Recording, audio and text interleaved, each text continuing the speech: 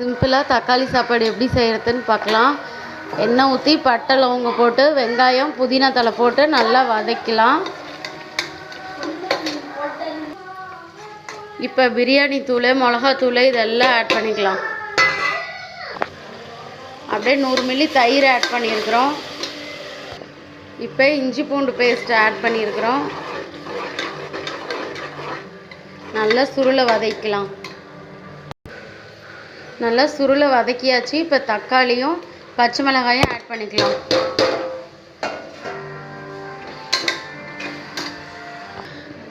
Guys, தக்காளி எவ்வளோ போடன்னு சொல்ல மறந்துட்டேன். 1/4 கிலோ தக்காளி போட்டேன்.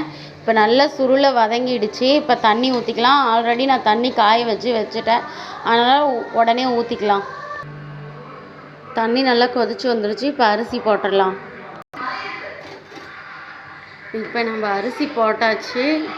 இப்போ லிட்டு க்ளோஸ் பண்ணி விசில் போட்டு விட்டுறலாம். உப்பெல்லாம் கரெக்டாக செக் பண்ணியாச்சு. எல்லாமே கரெக்டாக இருக்குது. இப்போ 2 விசில் வந்துருச்சுன்னா நம்ம சாப்பாடு ரெடி ஆகிடும். நம்ம குக்கர் க்ளோஸ் பண்ணி வெயிட் போட்டாச்சு. வெயிட் பண்ணலாம் 2 விசில் வர வரையும்.